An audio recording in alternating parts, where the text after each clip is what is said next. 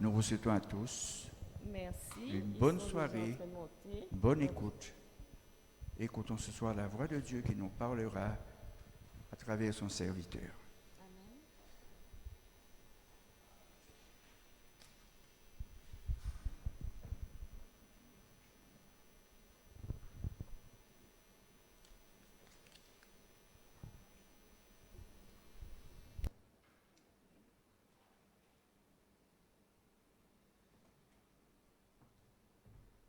Bonsoir à tous.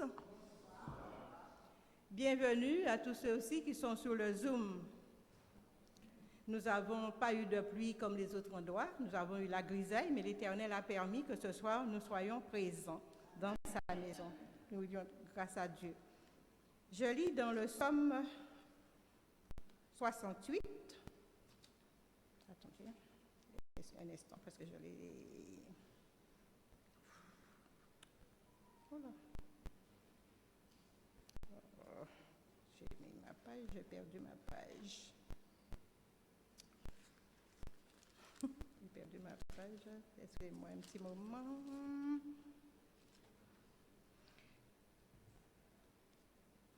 Voilà.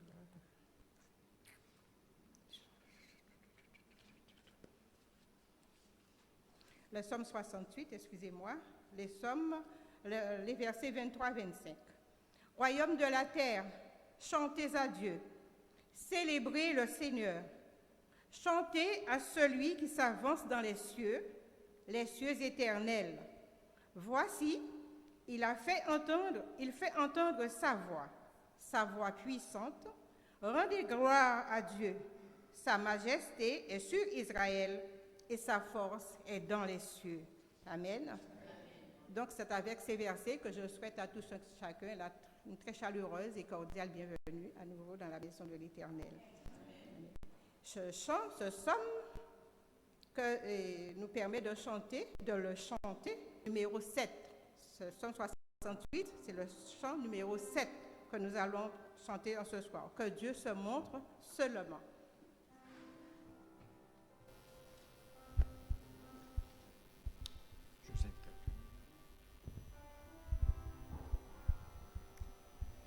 Que Dieu se montre seulement, et l'on verra dans un moment abandonner la place.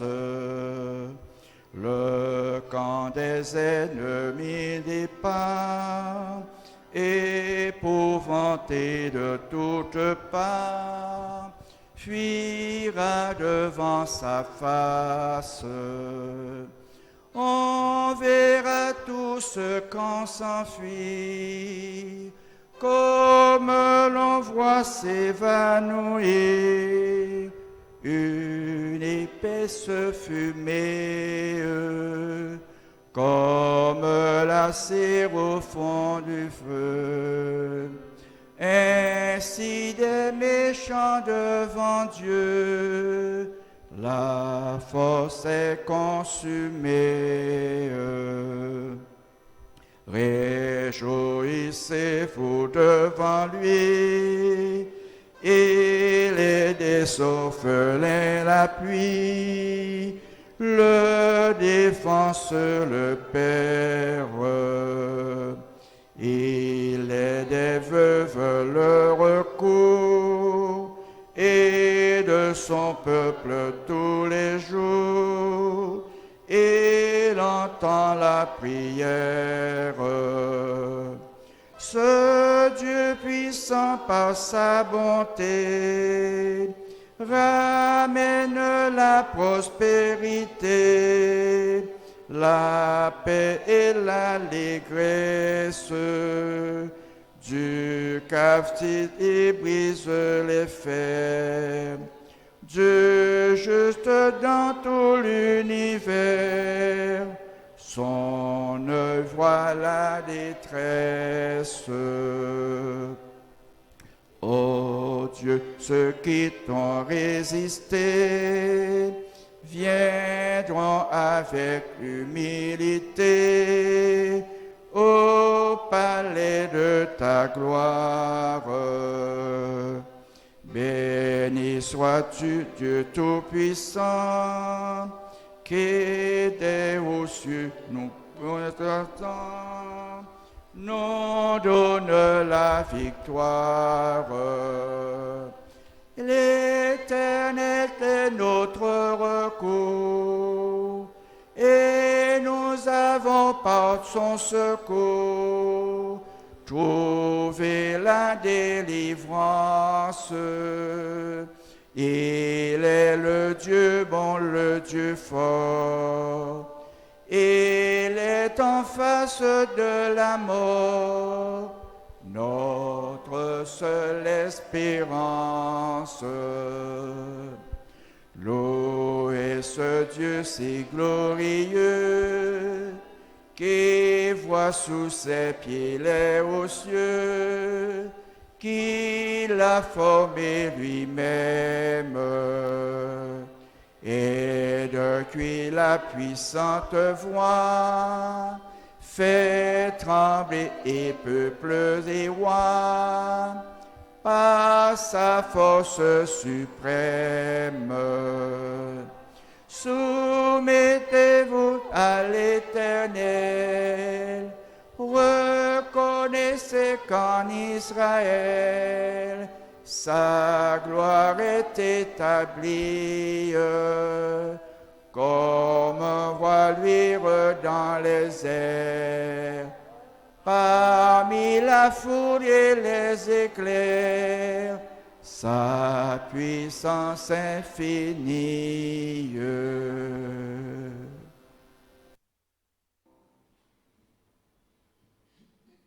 Nous allons maintenant prendre la position de la prière.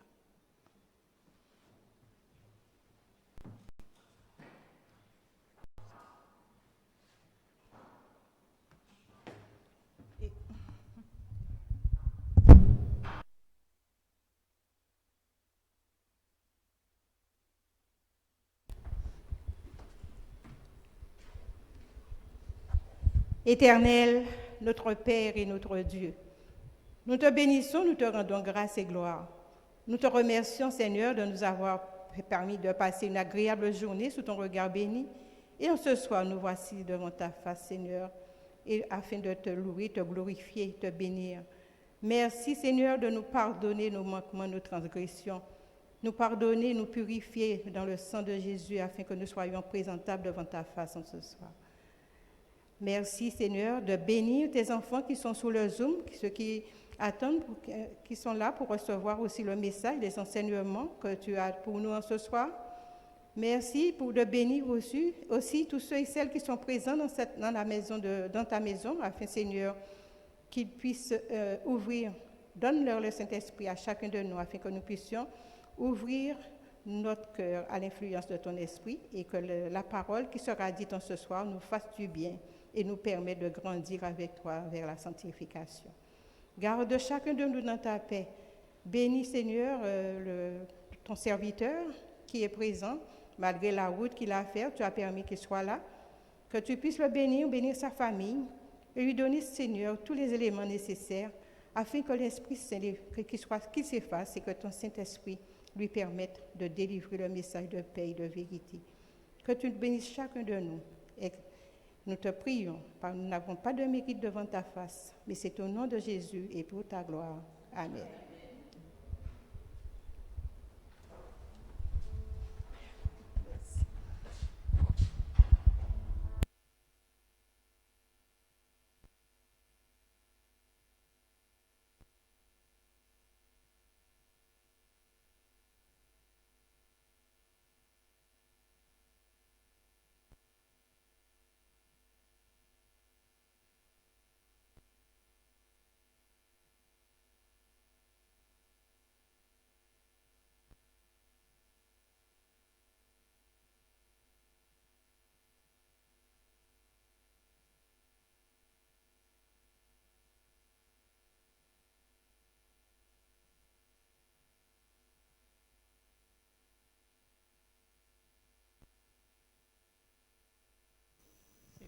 Nous allons maintenant tonner le chantème « Ô prends mon âme ».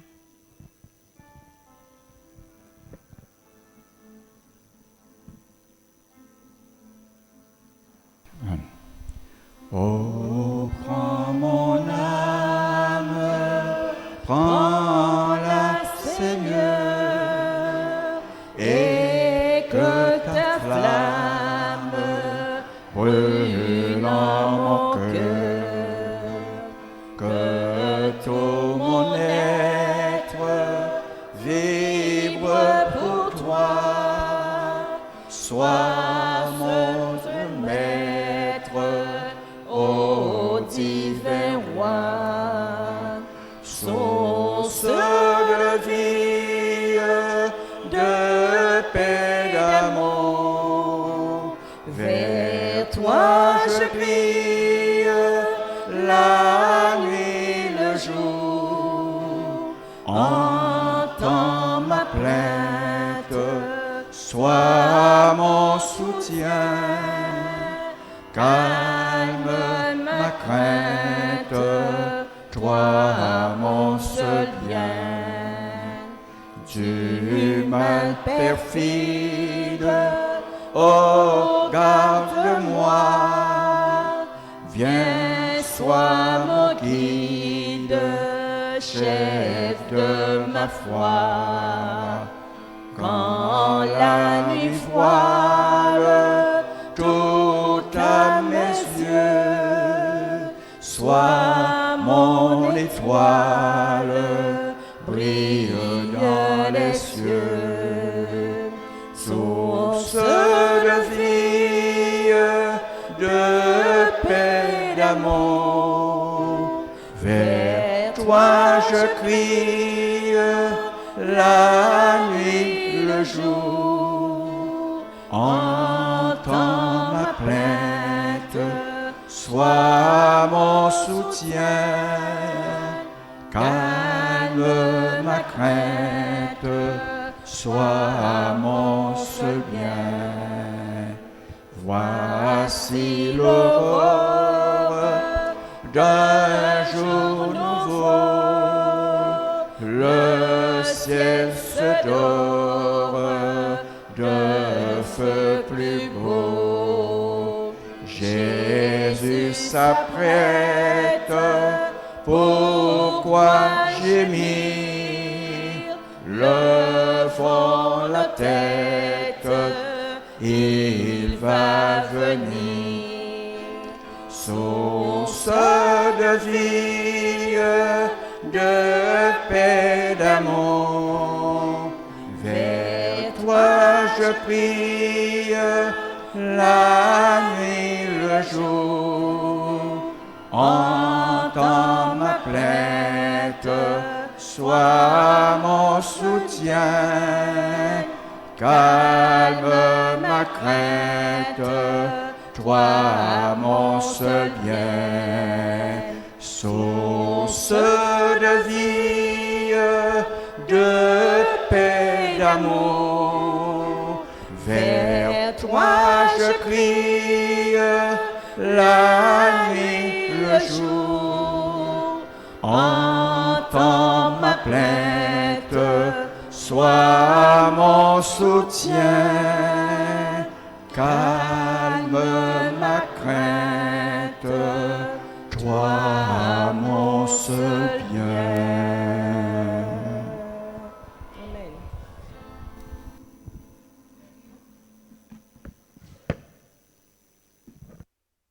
Le texte de base du message de ce soir se trouve dans Daniel 12, les versets 1 et 2. En ce temps-là, se lèvera Michaël, le grand chef, le défenseur des enfants de ton peuple, et ce sera une époque de détresse telle qu'il n'en a point eu depuis que les nations existent jusqu'à cette époque. En ce temps-là, ceux de ton peuple qui seront trouvés inscrits dans le livre seront sauvés. Plusieurs de ceux qui dorment dans la poussière de la terre se réveilleront, les uns pour la vie éternelle et les autres pour l'opprobre, pour la honte éternelle. Amen.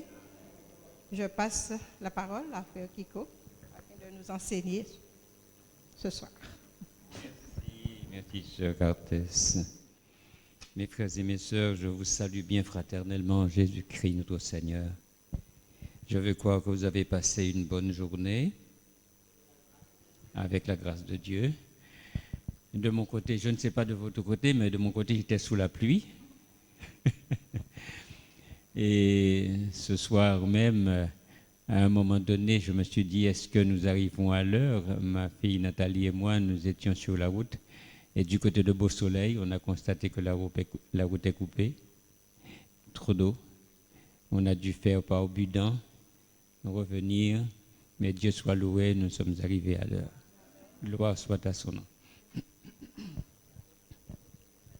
Oui, Dieu soit loué. Et il est grand quand on lui confie un problème, il en prend soin. Le chant que nous avons exécuté, le chant thème, c'est un chant que j'aime vraiment. Ah ouais. Il est beau, et il y a du sentiment, il y a tout dans ce chant. Et vous avez constaté aussi que ce chant nous parle du retour de Jésus. Jésus s'apprête à venir chercher ses enfants. Pourquoi gémir? Pourquoi? Puisque la délivrance est là. Donc il n'y a pas à gémir. Et dans le texte que nous avons lu, que notre sœur Cartès nous a lu ce soir, vous avez constaté qu'il y a deux catégories d'individus. Deux types de résurrection.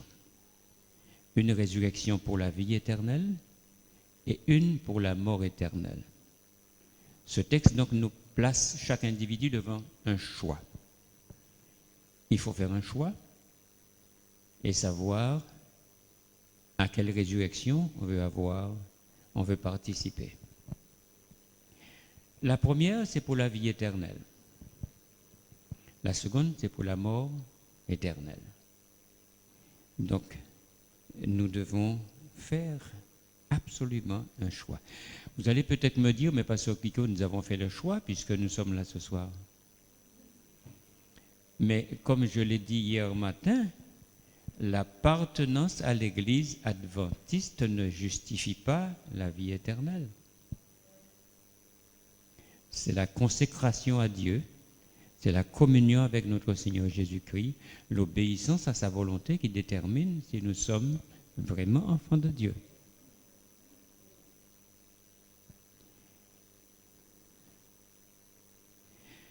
Ce soir, notre message, c'est les jugements de Dieu. Lorsqu'on parle de jugement, et je voudrais revenir sur ce qu'a dit notre sœur Cartès, elle a dit que Pasteur Kiko va étudier avec nous, c'est bien ça?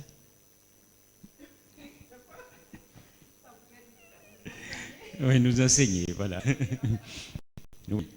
Vous savez, Dieu a donné à chaque son don. Moi, je n'ai pas le don de prêcher, de toucher les cœurs, etc. Mais j'ai plutôt le don d'enseigner.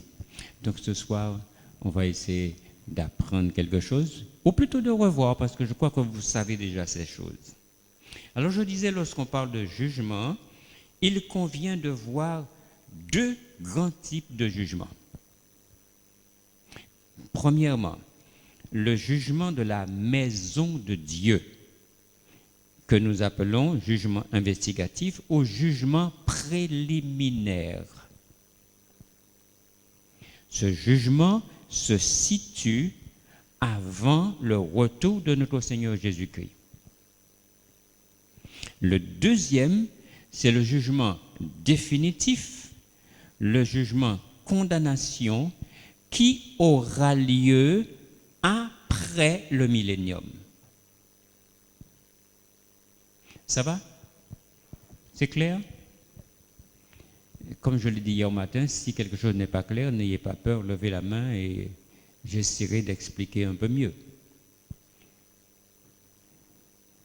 La question qu'on est en droit de se poser, pourquoi parle-t-on d'un jugement pour le peuple de Dieu, puisque notre Seigneur Jésus-Christ a déclaré que celui qui croit en lui a la vie éternelle et ne vient point en jugement. Vous suivez? Jésus a déclaré que celui qui croit en lui a la vie éternelle et ne vient point en jugement. Donc, pourquoi parle-t-on d'un jugement pour le peuple de Dieu? Rappelez-vous la déclaration de l'apôtre Pierre qui déclare « Le jugement va commencer par la maison de Dieu ». Et c'est justement ici que se place la distinction entre les deux types de jugement.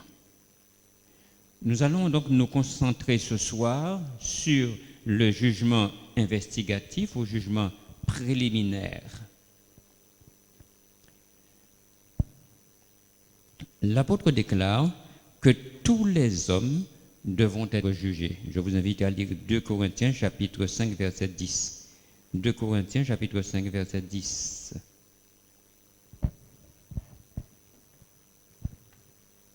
De Corinthiens 5 verset 10.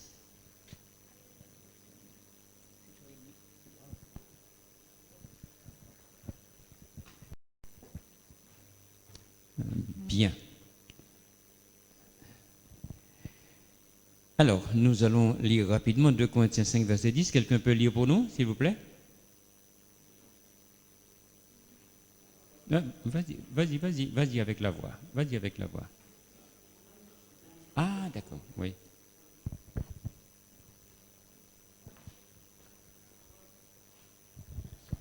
Alors, 2 Corinthiens 5, verset 10 nous dit « Car il nous faut tous comparaître devant le tribunal de Christ, afin que chacun reçoive selon le bien ou le mal qu'il aura fait, étant dans son corps. » Merci. Donc le texte dit que nous devons tous comparaître devant le tribunal de Dieu. Mais comme nous avons dit, il y a deux types de jugement et nous allons essayer de comprendre quel est le type de jugement que vont subir les enfants de Dieu. Alors, pourquoi les justes doivent-ils être jugés? Il convient ici d'éclairer le mot jugement. Premièrement, le jugement des justes est un jugement d'information, d'investigation. Nous le savons, Dieu est juste et il veut le rester. Et cela jusqu'au bout. De sorte que, donc, laissez-moi reprendre mon idée. Dieu veut rester juste jusqu'au bout, de manière que ni Satan, ni les méchants n'aient à douter de son amour, ni de sa miséricorde, ni de son pardon.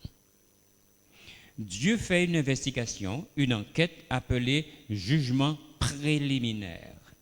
Ce jugement a pour objet de mettre en lumière la raison pour laquelle ceux qui sont sauvés le sont. Ceci évitera que Dieu soit taxé par Satan d'injuste ou de partial. Une autre raison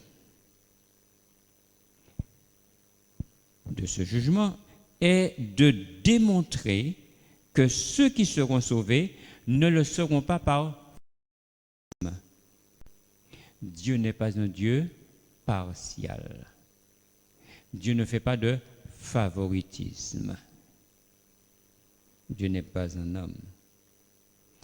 Donc, ceux qui seront sauvés le seront parce qu'ils auront fait le choix d'accepter Jésus comme leur sauveur personnel et qu'ils auraient choisi de l'aimer et de le servir de tout leur cœur. On peut juste prendre un exemple. Je sais que le temps m'est compté, mais permettez quand même que je prenne juste un exemple. Celui de Job. Nous connaissons l'histoire. Satan va au ciel, il rencontre Dieu. Dieu lui dit, as-tu vu mon serviteur Job? Il n'y a personne comme lui sur la terre, etc. Donc, Satan dit, oh, écoute, Seigneur, tu rigoles. Mais non. Job ne te sert pas parce qu'il t'aime. Il s'aime, il fait semblant de t'aimer parce que tu lui as donné beaucoup de bien. Ses troupeaux couvrent le pays. Il a tout ce qu'il veut. Il fait semblant de t'aimer.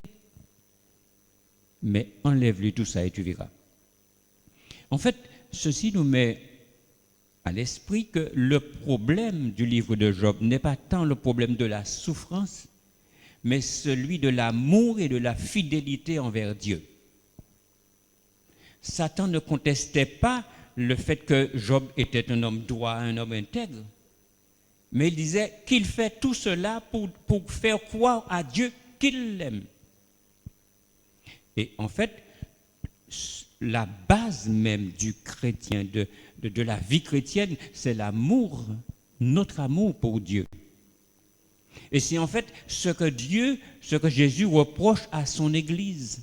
Apocalypse chapitre 3, verset 18. Je te conseille d'acheter de moi de l'or éprouvé par le feu.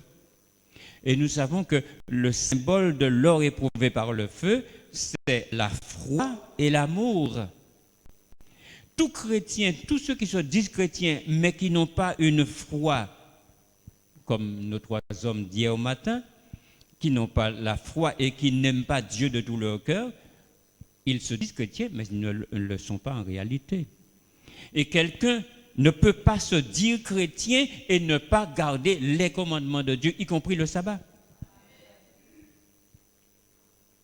Bien. Donc, l'exemple de Job est là pour montrer que les hommes peuvent servir Dieu par amour. Donc, ainsi,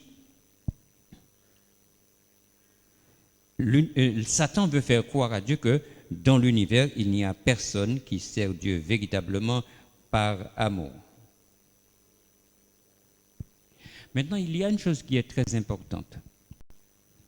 Vous avez un texte dans Romains chapitre 8, versets 28 et 29, nous n'allons pas le lire pour gagner du temps, que les hommes utilisent pour parler de la prédestination, pour faire croire que Dieu prédestine certains à la mort et d'autres à la vie. Dieu est un Dieu impartial, nous l'avons dit tout à l'heure. Dieu ne prédestine personne à la mort et personne à la vie. Dans 1 Timothée chapitre 2 verset 4, vous pouvez le lire, il est question du désir de Dieu que tous les hommes soient sauvés. 1 Timothée 2 verset 4. Maintenant, que dit la Bible du jugement préliminaire? Nous lisons Daniel chapitre 7 versets 9 et 10. Daniel chapitre 7, versets 9 et 10.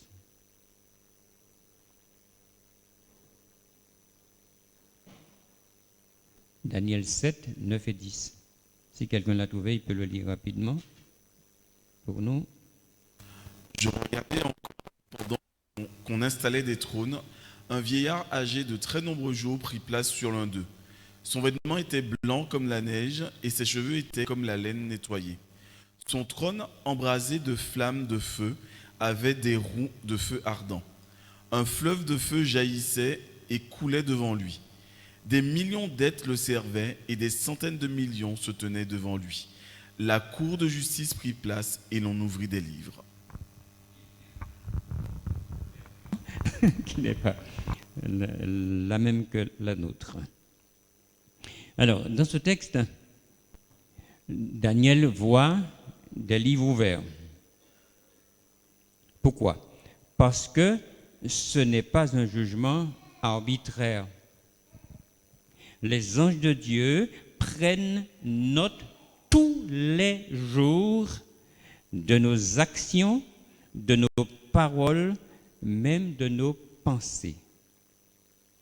Tout est consigné devant Dieu. Et je voudrais que nous gardions cela à l'esprit parce que, vous savez, en tant que chrétiens, nous faisons un certain nombre de choses et nous avons l'impression que Dieu ne voit pas ces choses-là, que Dieu ne prend pas garde à cela, que Dieu n'est pas méticuleux et que nous pouvons faire certaines choses, nous pouvons dire certaines choses. Et parfois, il nous arrive même de blesser nos frères sous prétexte que nous sommes carrés, nous disons les choses telles qu'elles sont, etc. Et vous savez, on peut dire les choses telles qu'elles sont sans blesser les autres. D'accord? Mais malheureusement, ce n'est pas toujours le cas. Mais donc, Dieu prend note de tout ce que nous disons, de tout ce que nous faisons, même de nos pensées. Donc, tout est devant Dieu, consigné devant Dieu. Donc, il convient de noter que ce jugement, décrit au chapitre 7 de Daniel, doit être mis en connexion, je dirais, avec Daniel 8, verset 14. Une prophétie qui aboutit, vous le savez, en 1844. William Miller a étudié cette prophétie et il était convaincu que Jésus allait revenir en 1844. En fait, sur le plan de la datation chronologique, tout était au clair. Effectivement, la prophétie aboutissait en 1844. Mais Miller, c'est un mot anglais, j'ai tendance à dire Miller s'est trompé sur l'événementiel. Il s'est trompé sur ce qui devait arriver. En effet, en 1844, Jésus ne devait pas quitter le ciel pour venir sur la terre.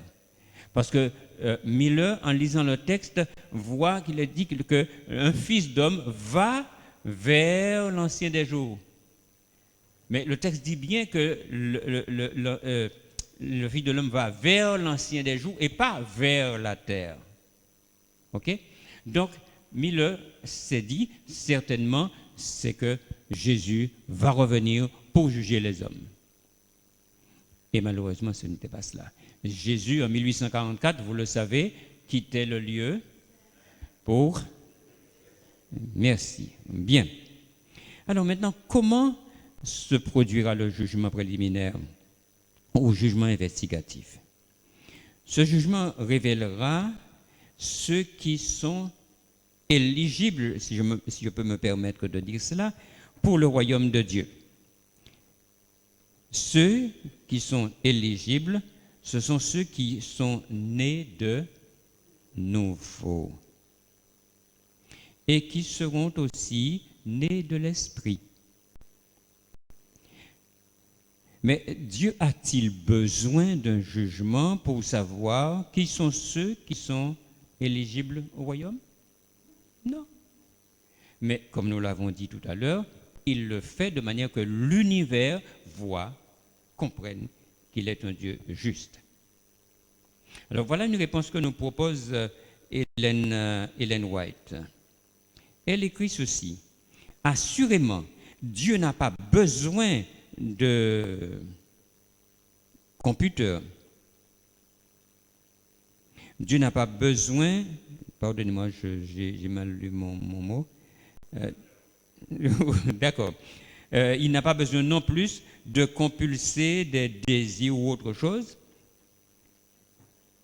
mais il sait par lui-même ceux qui sont éligibles pour le salut.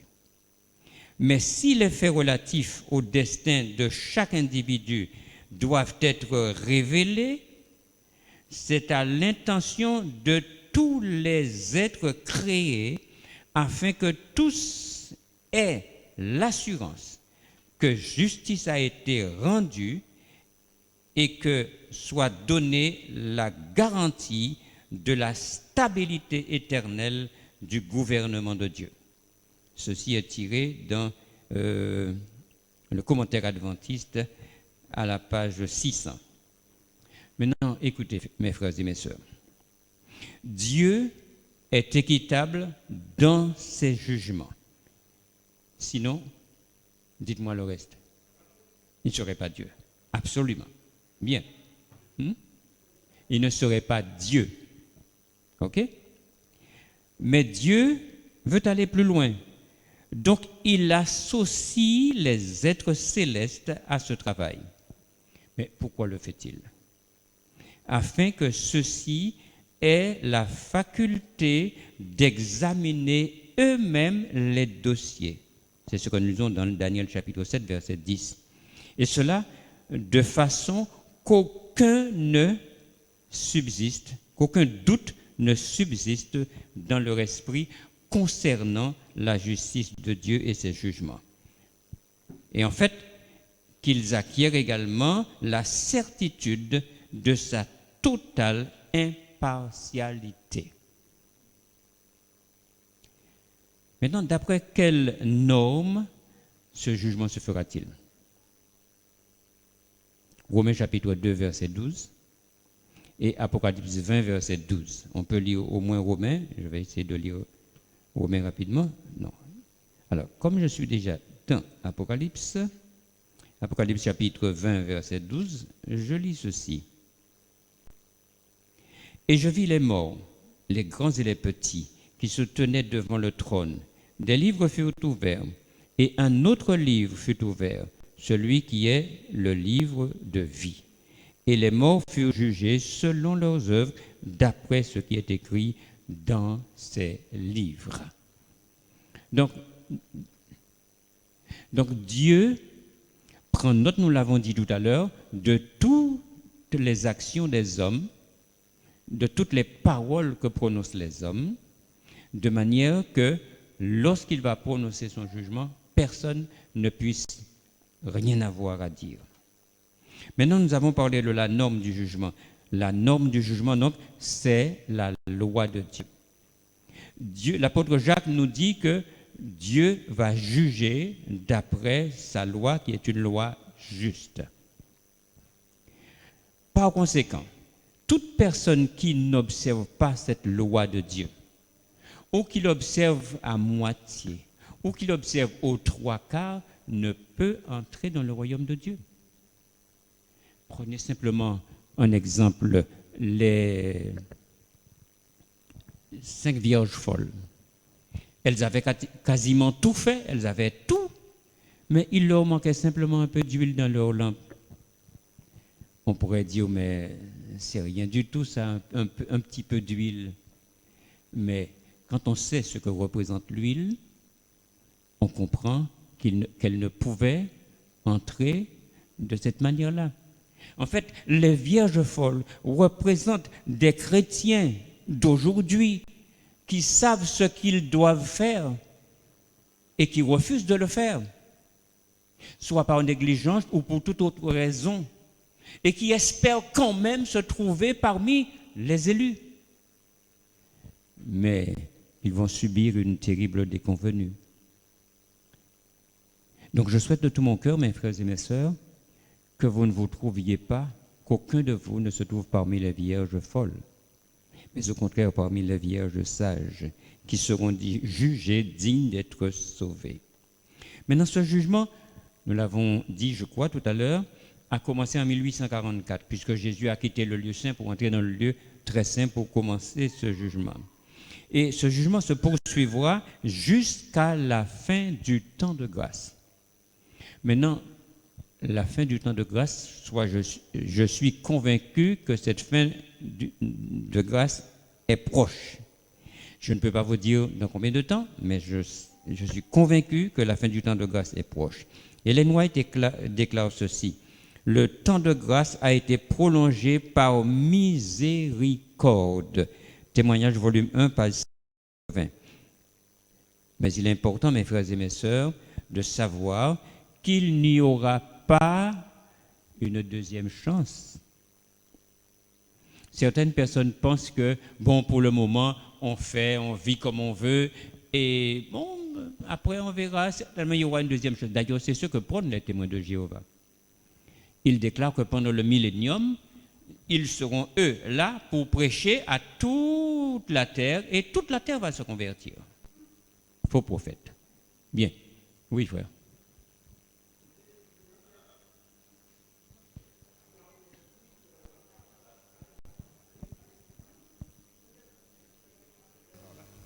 Non, mais pas, vas-y, ta question peut être nécessaire pour tout le monde.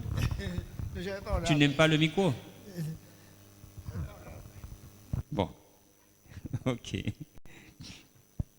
Maintenant, nous avons dit qu'il n'y aura pas de seconde chance pour ceux qui n'auront pas accepté Jésus. Donc, c'est maintenant qu'il faut avertir les hommes, mes frères et mes sœurs. Ce n'est pas demain. C'est maintenant qu'il faut confesser ses péchés et les abandonner. Je répète ça. C'est maintenant qu'il faut confesser ses péchés et les abandonner. C'est maintenant qu'il faut se consacrer totalement à Dieu, car nous ne savons quand notre nom passera devant le Seigneur.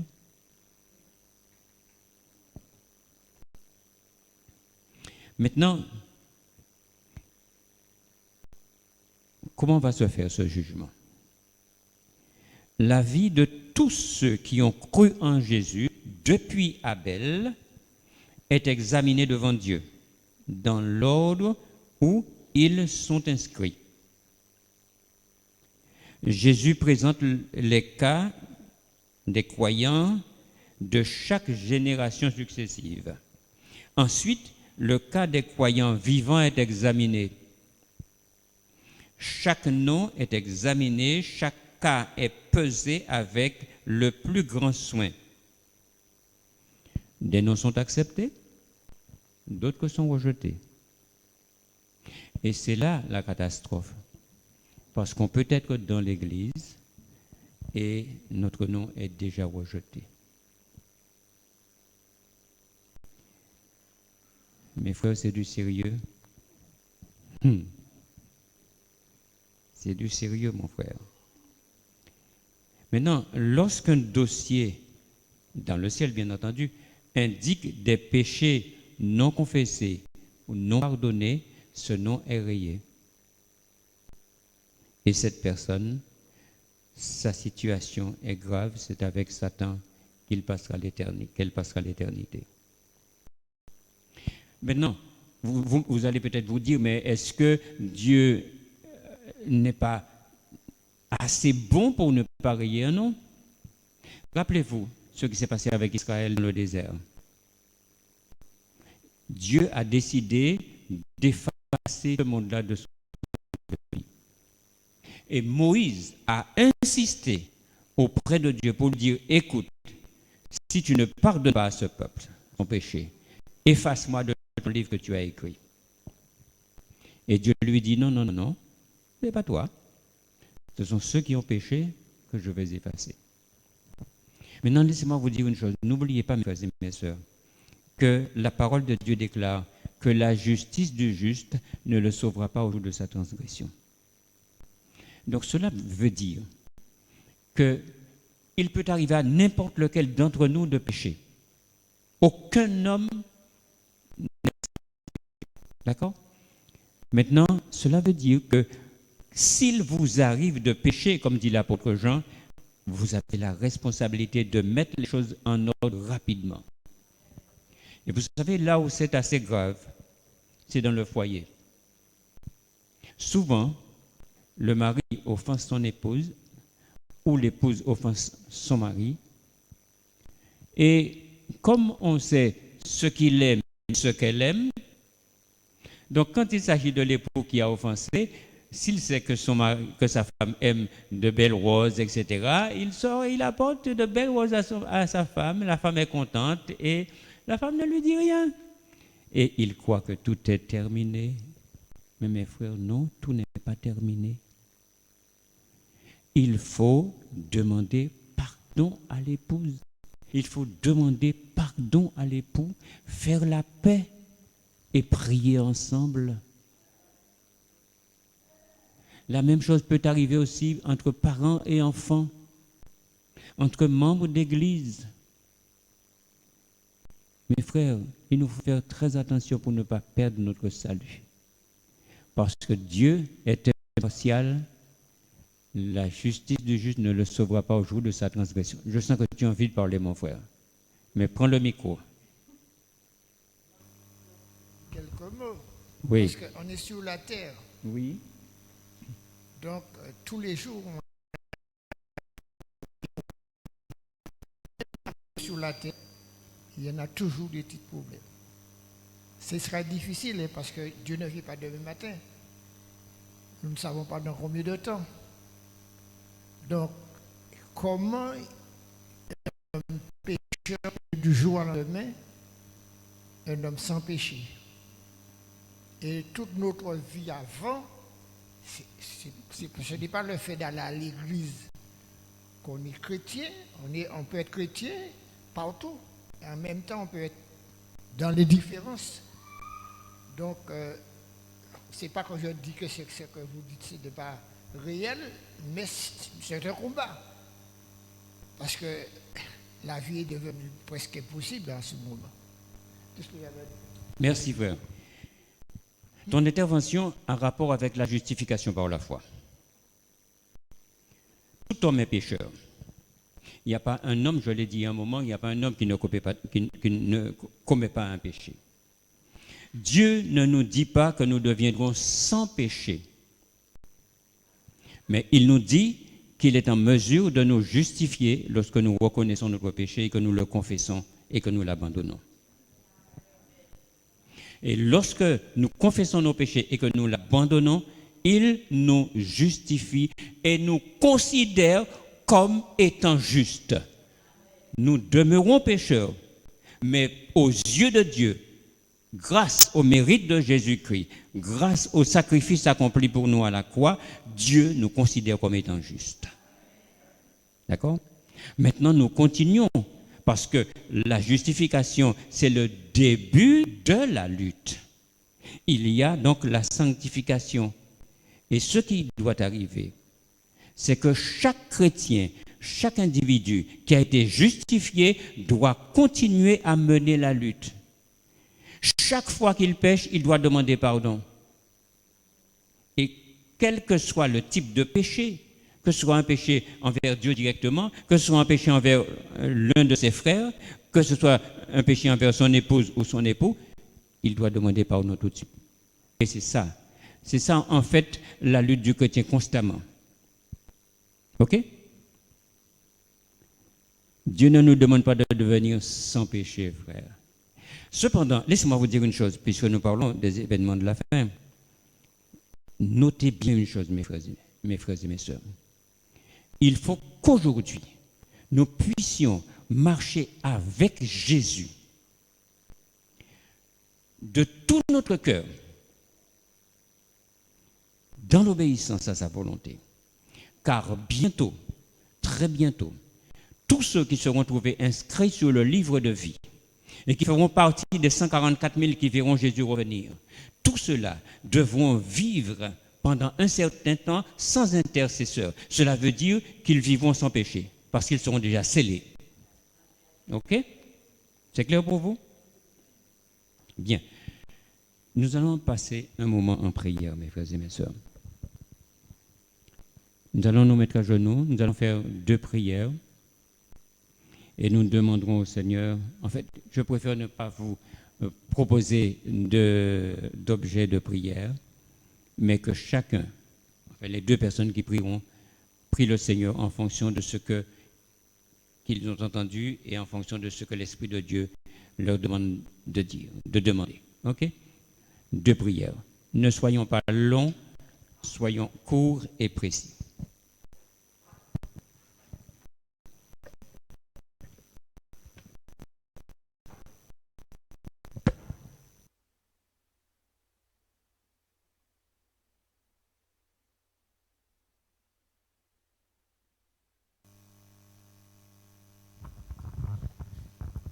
Notre Père, notre Dieu, nous voilà quelques-uns de tes enfants agenouillés à tes pieds en ce soir. Et nous voulons, Seigneur, te remercier et te rendre grâce parce que tu nous rappelles des choses importantes, des choses essentielles pour notre salut. Tu nous rappelles, Seigneur, que tu es Dieu et que tu ne fais pas de favoritisme. Tu nous rappelles, Seigneur, que tes enfants doivent être des hommes et des femmes, des enfants obéissants, afin qu'ils puissent jouir de la vie éternelle. Et que sur cette terre, nous devrions marcher en nouveauté de vie, nous devrions obéir à ta loi et nous devrions, Seigneur, transmettre ces paroles à ceux qui te connaissent mal, qui ne connaissent pas ou qui ne te comprennent pas. Nous te demandons pardon, Seigneur, pour toutes les fois où nous avons négligé de faire ta volonté. Et en ce soir, nous te présentons chacun de nous ici présents, ceux qui sont sur le Zoom et ceux qui n'ont pas pu être là en ce soir, qu'ils puissent, Seigneur, s'arrêter, s'interroger, se remettre en question et décider de marcher, de repartir ou de partir avec toi. Accorde-nous ton Saint-Esprit pour cela. Ce n'est pas difficile, Seigneur. Pourtant, nous sommes des humains, mais avec toi, en nous, avec nous, à nos côtés, branchés comme le cep est branché au sarment, nous y arriverons. Merci de nous conduire, de nous fortifier et de permettre que nos yeux se lèvent vers toi et que nous puissions nous attacher à toi de tout notre cœur. Nous t'en prions, c'est au nom de Jésus. Amen.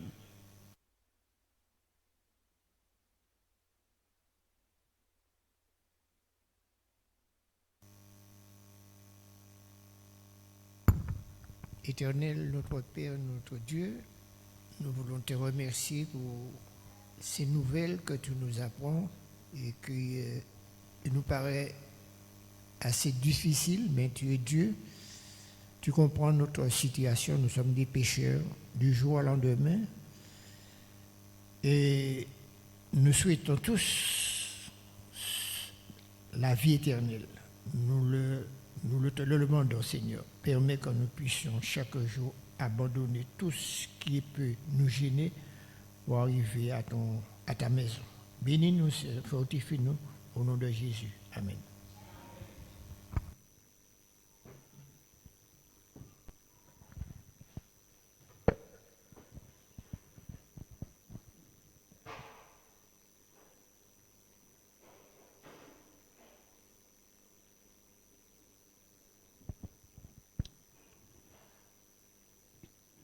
Et nous avons dit déjà que le jugement investigatif a lieu maintenant et qu'il va se terminer avant le retour de notre Seigneur Jésus-Christ. Je voudrais vous lire une citation d'Ellen White. Elle dit ceci: comme dans les rites symboliques, le souverain sacrificateur sortait du sanctuaire pour bénir le peuple.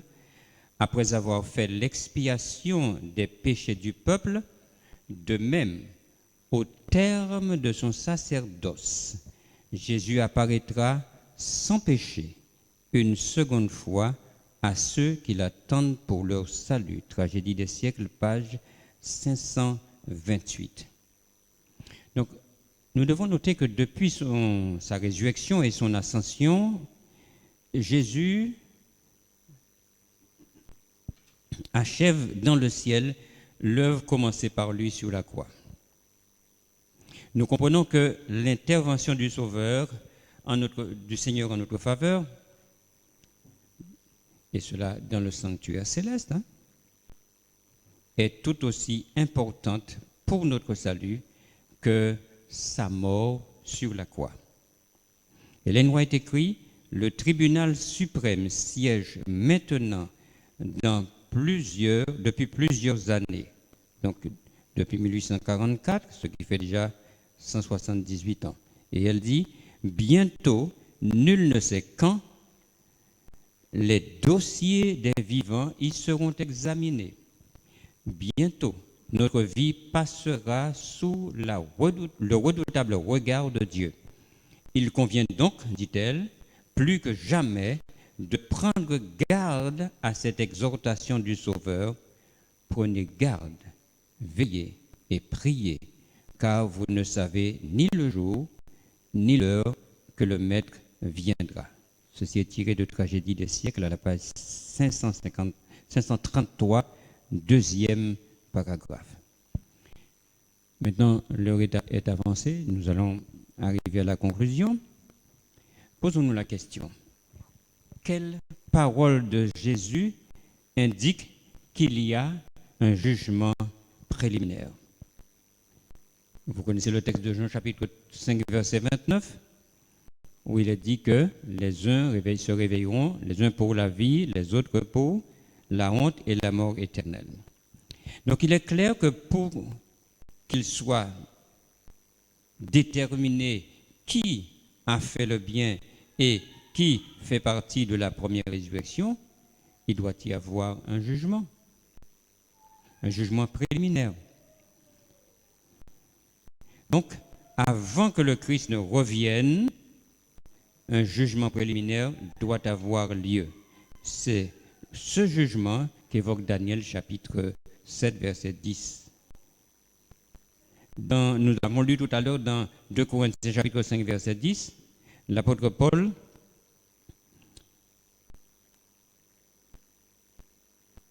le texte de l'apôtre Paul ne présente pas une comparution physique, mais Jésus-Christ est là. C'est lui qui intercède en faveur de tous ses enfants, tous ceux qui l'ont accepté comme leur sauveur personnel et qui continuent à vivre et à marcher avec lui. Vous pourrez trouver une idée dans Jean chapitre 5, verset 24 et Hébreux chapitre 9, verset 24 également. Maintenant, résumons. L'instruction du jugement et l'effacement des péchés ont commencé à la fin des 2300 soirs et matins, c'est-à-dire en 1844. Deuxièmement, au moment où notre nom passe en revue, les péchés dont on ne se serait pas repenti et qui n'auraient pas été confessés ni pardonnés vont nous conduire à la mort. Troisièmement, n'oublions pas que le caractère de chacun est reproduit sur les livres du ciel avec une exactitude extrême. Quatrièmement, alors que des décrets importants seront pris au ciel, les justes et les méchants seront sur la terre. On bâtira, on plantera, on se mariera, on vivra, on mènera bonne chère pour la plupart. Exactement comme ce qui s'est passé du temps de Noé. Noé était déjà dans l'arche. Et les hommes se moquaient de lui. Les hommes mangeaient, buvaient, s'amusaient, etc. Et pour cela, pendant 7 jours. Vous comprenez qu'ils ont pensé effectivement que Noé était fou, parce que voilà, déjà 6 jours, il ne pleut pas et Noé est enfermé avec sa famille dans l'arche. Mais après, qu'est-ce qui s'est passé? Le déluge est venu. Aujourd'hui, certaines personnes disent que les adventistes ont un peu perdu la tête. Parce que nous disons que le sabbat de l'Éternel doit être observé. Parce que nous prêchons le message des 3 anges qui invitent les hommes à sortir de Babylone, qui invitent les hommes à adorer Dieu. Or, ils ne sont pas disposés à adorer Dieu. Donc, nous sommes là, nous prêchons la parole de Dieu, mais il viendra un temps, d'abord, nous ne pourrons plus continuer à prêcher cette parole et nous serons obligés d'aller nous cacher ailleurs. Mais tous ceux qui auront à se cacher, tous ceux qui auront à subir la persécution, j'aimerais vous dire qu'il y a une bonne nouvelle. Ce sont ceux-là qui verront Jésus-Christ revenir. Et c'est pour cette raison que je voudrais vous dire en terminant, mes frères et mes sœurs, n'ayez pas peur de la persécution. Parce que, une chose importante, si vous ne pourrez supporter la persécution, Dieu le sait, et il vous mettra au repos.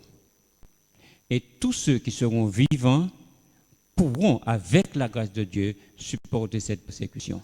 Et ils auront la joie de voir Jésus revenir.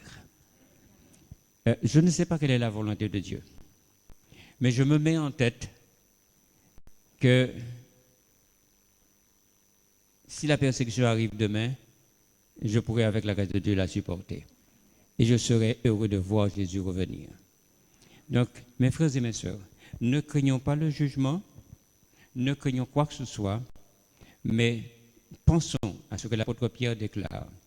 Dieu ne tarde pas dans l'accomplissement de la promesse, mais il use de patience envers vous, ne voulant qu'aucun périsse, mais voulant que tous parviennent à la repentance.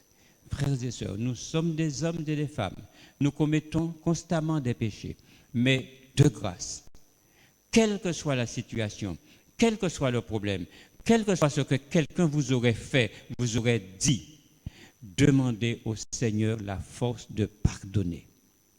Et si c'est vous qui avez fait quelque chose, demandez à Dieu la force de pouvoir demander pardon. Ne laissez pas l'orgueil vous étouffer, mais demandez au Seigneur l'humilité nécessaire pour que vous demandiez pardon et qu'avec sa grâce, vous continuez à avancer vers l'éternité. Que Dieu nous bénisse et qu'il nous accorde sa grâce. Nous allons passer un moment de la prière. Nous allons recueillir les sujets de prière qui sont dans la boîte. Nous allons les distribuer à quelques personnes.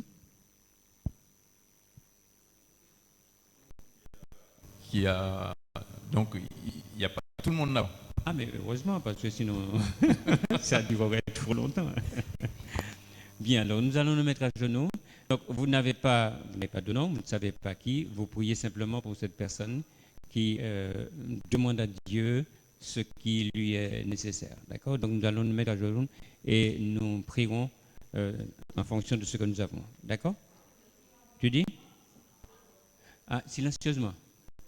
Non, on peut, puisqu'il n'y a pas de nom, il y a pas, oui, donc on peut parler, oui.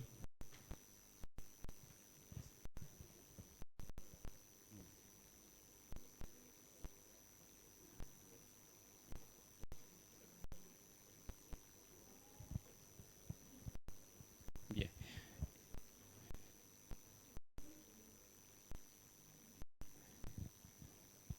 Bien, alors ce que nous allons faire peut-être pour que les autres qui sont sur le Zoom participent, nous allons donc demander à notre frère, puisqu'il a le micro, de rester debout et de regarder. Donc au moment où vous voulez prier, vous allez lever la main simplement, et lui il va avoir la main, il va s'approcher de vous pour vous donner le micro. D'accord? Ok. Voilà. Il y a déjà une main par ici. Ah, bien, on se met à genoux.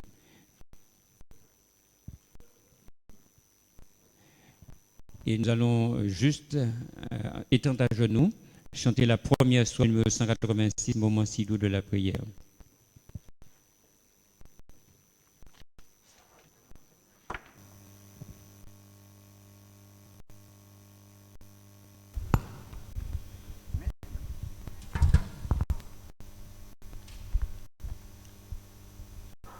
Moment si doux de la prière, où Dieu m'élevant jusqu'à lui, se révèle à moi comme un Père, comme un Sauveur, comme un appui. Notre Père et notre Dieu, nous te remercions infiniment de ce privilège que tu nous donnes de pouvoir passer un moment dans la prière. Ce soir, nous voulons t'ouvrir nos cœurs et te faire monter, Seigneur, nos requêtes. Nous voulons te prier, Seigneur, pour chaque membre de cette Église, afin que tu nous permettes de nous rapprocher de toi, afin de faire mourir en nous les œuvres de la chair, et qu'ainsi chacun de nous qui composons ton Église, nous puissions faire de cette Église une Église vivante, zélée pour accomplir ton œuvre. Que tu viennes réaliser cela dans le cœur, dans la vie de chacun de nous, nous t'en prions au nom de Jésus-Christ. Amen.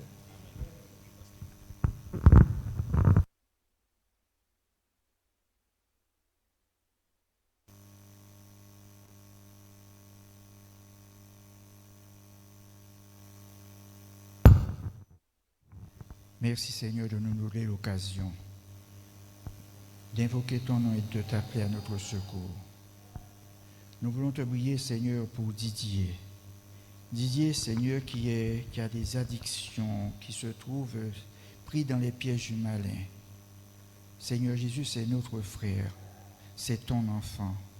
Viens à son secours et permets que ses parents garde l'espoir en étant attaché à toi, qui te demande des grâces et des bénédictions, et que ta volonté s'exerce et il soit délivré pour le nom, pour la gloire de ton nom. Amen, Seigneur.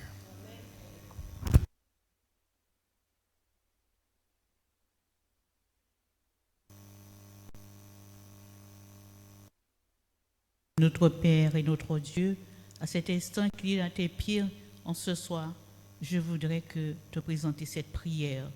Pour cette personne qui voudrait, Seigneur, que tu l'aides à rejeter les vieilles personnalités et à revêtir la nouvelle personnalité et à vivre selon ta volonté.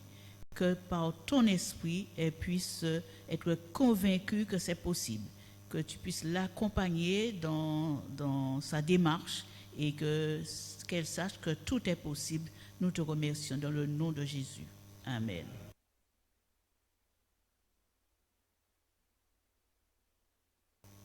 Notre Père qui es aux cieux, nous venons à toi à cette heure, incline, prosternés à tes pieds. Je veux te demander pardon, mon Dieu, pour mes péchés. Merci, mon Dieu, du fait que tu nous appelles à nous unir, à collaborer ensemble, afin que nous puissions être agréables à toi en toutes choses. L'ordre, ce n'est pas un ordre, Seigneur, c'est parce que tu nous aimes, puisque tu nous dis, aimez-vous les uns les autres, priez les uns pour les autres.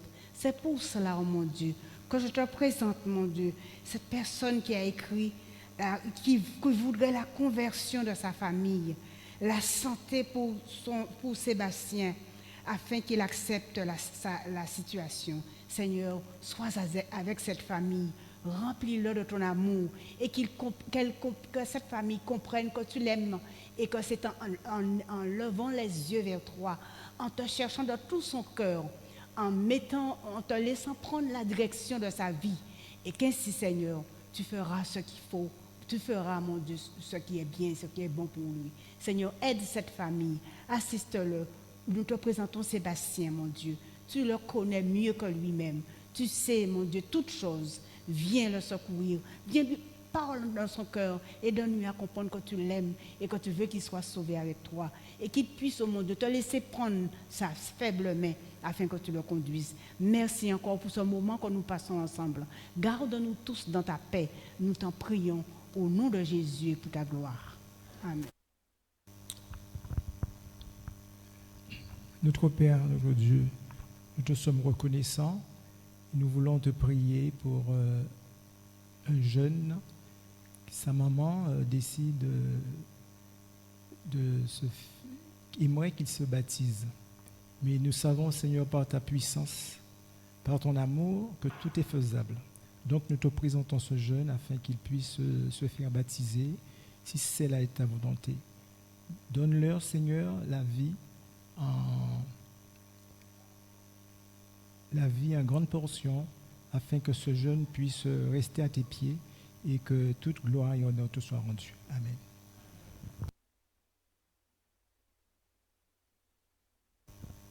Seigneur, tu es grand, tu es bon, tu es miséricordieux et rien ne peut t'échapper, Seigneur mon Dieu. Tu vois, Seigneur mon Dieu, dans cette assemblée, il y a une famille, il y a une demande d'une personne qui demande pour que sa famille, son mari, ses frères et sœurs puissent venir aussi à l'Évangile.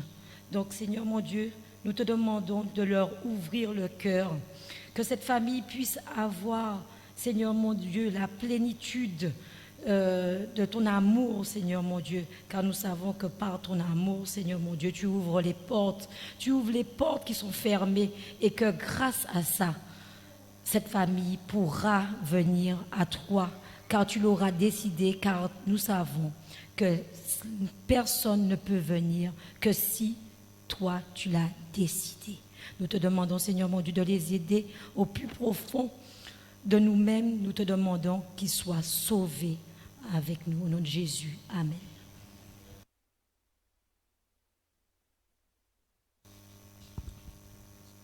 Éternel, notre Père et notre Dieu, nous sommes contents de t'entendre parler, que ces paroles puissent entrer dans nos vies et que nous puissions semer ta parole et que tous ceux que nous aimons, qui fait partie de ton peuple.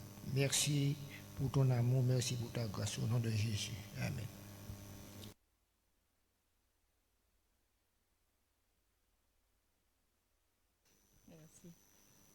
Éternel notre Dieu, notre Père, je suis chargée de te présenter les personnes âgées, le désir de cette sœur qui a écrit ce message. Tu connais, Seigneur, la fragilité de tes enfants qui ont déjà un certain âge et qui souffrent dans leur chair et dans leur cœur et qui ne peuvent se rendre dans ta maison. Mais Seigneur, là où ils sont, nous te demandons de les soutenir, de les aider, de les toucher, de les soulager. Aussi, elle désire que cette prière pour les jeunes qui passent le bac, donc très bientôt, dans les jours à venir, mais déjà, elle sollicite la prière pour ces jeunes qui doivent passer des examens. Et dans les assemblées, elle demande à ce que tu interviennes dans le cœur de tout un chacun, méchant ou pas, car c'est toi qui es amour, grâce et miséricorde. Merci Seigneur, au nom de Jésus. Amen. Éternel notre Père et notre Dieu, nous te louons, nous te bénissons, nous exaltons ton nom, car tu es grand, tu es tout-puissant, tu es bon, tu es miséricordieux. C'est pour cette raison, Seigneur, que nous venons à toi à cette heure, te prier en faveur de l'un de tes enfants qui dit que le passé le détruit, que le passé est douloureux dans sa vie. Ô Seigneur, c'est une personne qui se culpabilise et qui n'arrive pas à comprendre que tu lui as pardonné et qui reste sur ses péchés passés. Seigneur notre Dieu, que ton Saint-Esprit travaille dans son cœur et le convainque que tu lui as pardonné ses péchés passés et que désormais elle peut mener une vie paisible avec toi, parce que Jésus a déjà pris ses péchés. Bénis-la, Seigneur, et que ta volonté se fasse. Au nom de Jésus, notre Sauveur. Amen.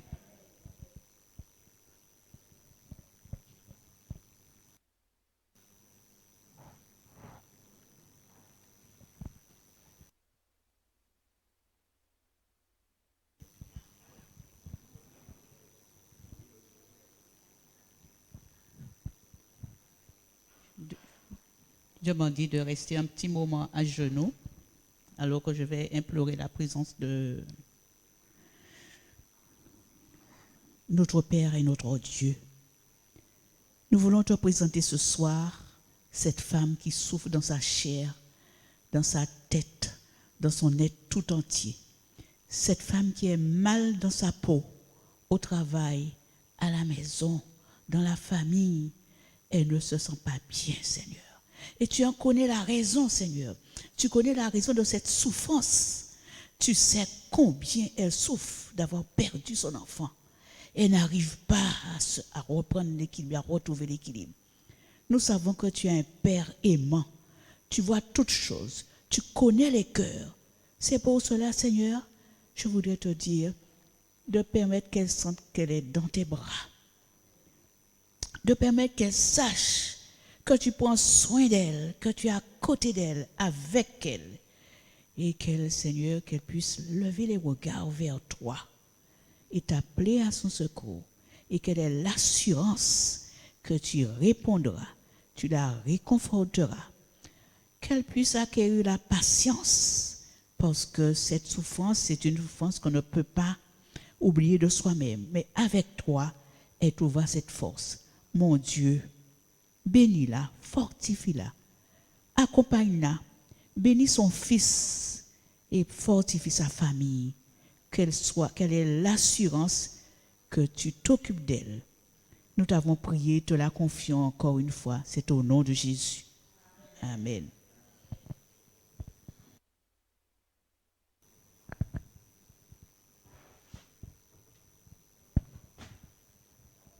Bien, je vous dis bonne soirée, bonne nuit et à demain soir, Dieu voulant. Que Dieu vous bénisse. Merci. Nous allons chercher le numéro 239 de notre recueil, Lorsque devant l'agneau.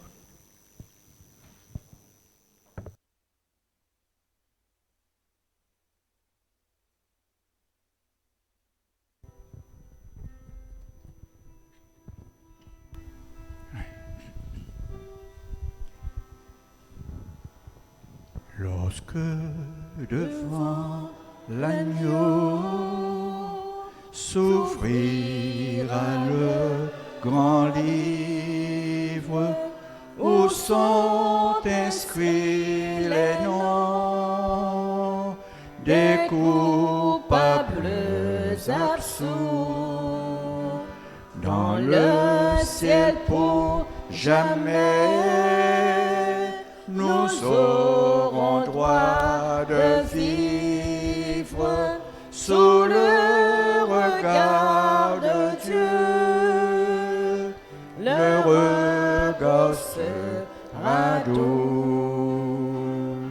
Serez-vous avec nous au divin rendez-vous? Serez-vous avec nous au divin rendez-vous? Nous serons tous assis à la table du Maître, jouissant du bonheur des amis de l'époux. Comme il nous a connus, nous pourrons le connaître sous le regard de Dieu. L'amour sera bien doux. Serez-vous avec nous au divin rendez-vous? Serez-vous avec nous au divin rendez-vous? Du revoir éternel, nous connaîtrons les charmes pour ne plus les quitter. Nous retrouverons tous les amis dont la mort nous coûte tant de larmes. Sous le regard de Dieu, le revoir sera doux. Serez-vous avec nous au divin rendez-vous? Serez-vous avec nous au divin rendez-vous? Ouvrez vos cœurs aux appels de la grâce, aux délices du ciel. Dieu nous invite tous, quel que soit le péché, le sang de Christ l'efface. Sous le regard de Dieu, le pardon est bien doux. Venez tous avec nous au divin rendez-vous. Venez tous avec nous au divin rendez-vous.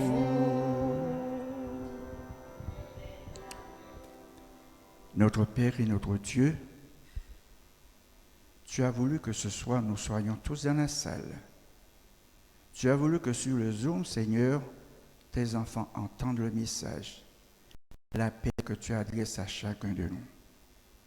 Aide-nous, Seigneur, à ne pas négliger les conseils que tu nous donnes, à avoir les yeux fixés sur toi, à ne pas être orgueilleux, Seigneur, mais à te confesser tous nos péchés, à pardonner à ceux qui sont autour de nous, nos frères et sœurs, dans la famille, nos enfants, nos petits-enfants, et que le pardon, Seigneur, devienne quelque chose de nécessaire et important pour chacun de nous, et que nous soyons toujours en paix avec toi.